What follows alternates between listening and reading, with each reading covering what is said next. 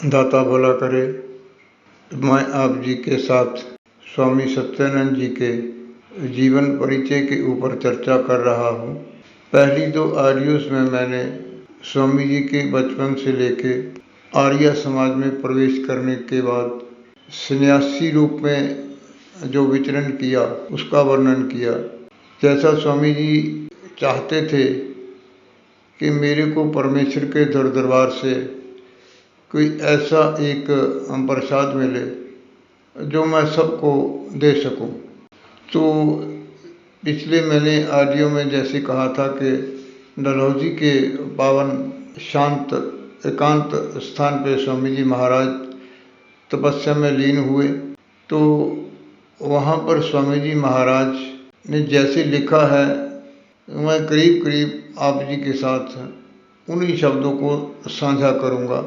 तो स्वामी जी महाराज का कहना है कि डलहौजी के परम शांत सौम्य स्थान पर 1 महीना तपस्या करते हुए मेरे को व्यास पूर्णिमा वाले दिन जब मैं प्रार्थना में लीन था तो मेरे को राम राम बड़ा मीठा शब्द सुनाई दिया।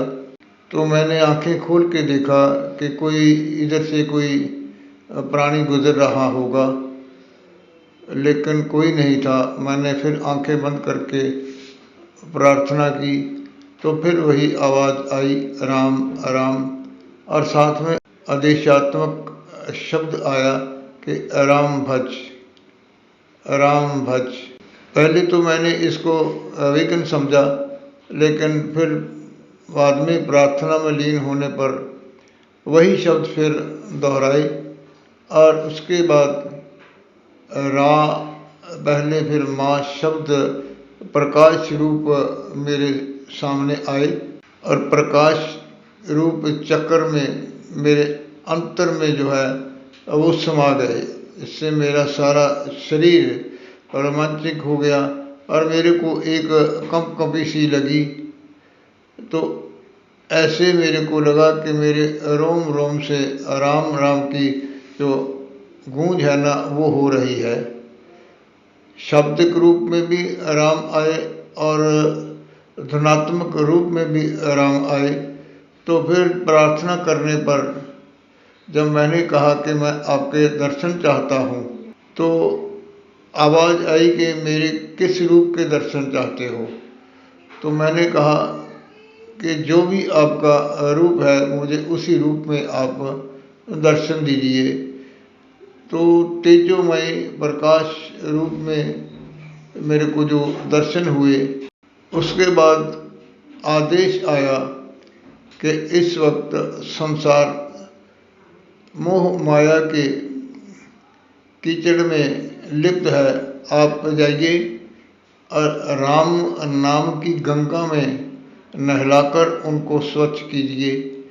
ऐसा आदेश से होने पर स्वामी जी महाराज आनंदित हुए और उसके बाद स्वामी जी महाराज वापस आए तो राम राम का जो प्रचार प्रसार करने के लिए उन्होंने पालमपुर का एकांत और शांत स्थान जो था वहाँ पे जाके उनके जो मित्र थे उनका चाय का बाग था, तो वहाँ 2 साल रहे और वहाँ पे जो है वो भक्ति प्रकाश और अमृतवाणी की रचना हुई। मैंने इसलिए कहा है कि रचना की नहीं।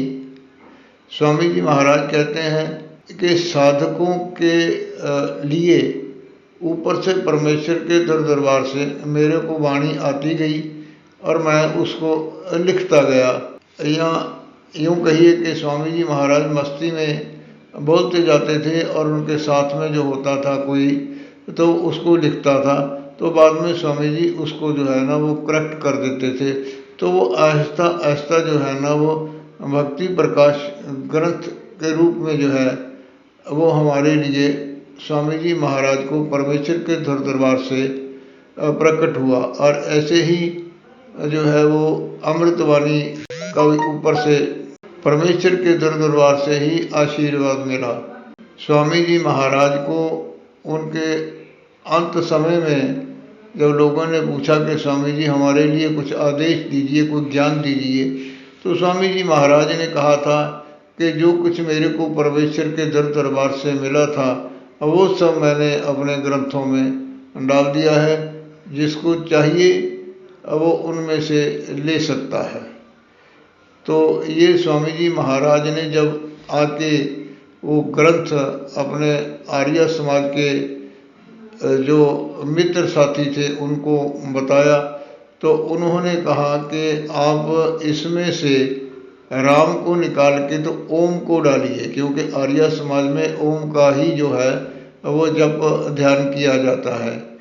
तो स्वामी जी महाराज ने कहा कि ये नहीं हो सकता, ये मेरे को परमेश्वर के दरबार से प्रसाद मिला है। तो उन्होंने कहा कि या तो आप राम को छोड़ दो और या आप हमें छोड़ दो। तो स्वामी जी महाराज ने कहा है कि जो मेरे को परमात्मा से मिला है मैं उसको नहीं छोड़ूंगा, तो मैं आपको छोड़ता हूँ। तो एक क्षण में इतनी ऊंची औहदे पे होते हुए, देश दुनिया में मान सम्मान पाए हुए स्वामी जी महाराज ने एक क्षण में राम कृपा को लिया और उनको छोड़ दिया, आर्य समाज को छोड़ दिया। तो हालात ऐसे बने कि स्वामी जी महाराज, जैसे मैंने पहले कहा था कि उनकी बहुत आकर्षक आवाज़ होती थी और हजारों की गिनती में लोग होते थे, तो स्वामी जी महाराज बिना लाउड स्पीकर से भी जो कहते थे वो उनको सुनाई देता था। तो हालात ये बन गए कि जहाँ स्वामी जी जाते प्रवचन करने के लिए, राम प्रचार के लिए जाते, तो स्वामी जी के टेंट उखाड़ दिए जाते, माइक तोड़ दिया जाता और बुरे लोग डराने तक को आ जाते। लेकिन स्वामी जी महाराज ने सब कुछ अपने ऊपर झेलते हुए हमें राम नाम का जो प्रसाद दिया है वो अमूल्य है, उसकी कोई कीमत नहीं है।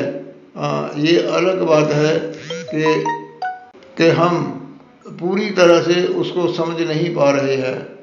स्वामी जी महाराज ने 66 वर्ष की घोर साधना तपस्या के फलस्वरूप जो है वो 1927 में हमें ये अमृतवाणी और भक्ति प्रकाश ग्रंथ दिया। एक जिंदगी का 2/3 हिस्सा स्वामी जी महाराज ने परमात्मा को पाने में लगा दिया। 66 वर्ष जो स्वामी जी महाराज ने अपने जीवन में संतों से जैन समाज में गए, जैन समाज में आर्य समाज में गए, तो उनका ये मकसद नहीं था कि यहाँ नहीं है। उनकी जो इच्छा थी कि मुझे परमात्मा के दरबार से ही प्रसाद पाना है, तो उसके लिए उन्होंने बहुत तपस्या की, बहुत अपने शरीर को तपाया।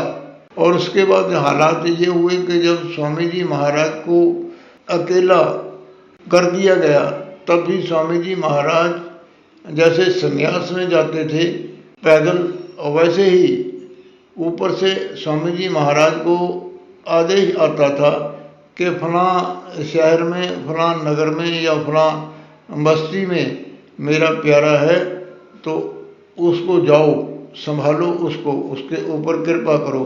तो स्वामी जी महाराज पैदल चल के जो है ना उसके पास पहुँचते थे। ये स्वामी जी महाराज का जो है ये मैंने जीवन परिचय आपको दिया है। और इसके बाद आने वाले दिनों में मैं आप जी के साथ स्वामी जी महाराज जी का जो भक्त हंसराज जी के साथ संबंध हुआ, या यूँ कहिए कि जब भक्त हंसराज जी स्वामी जी महाराज से मिले, तो उसके बाद का मैं आप जी के साथ वर्णन करने वाला हूँ। धन्यवाद। दाता भला करे।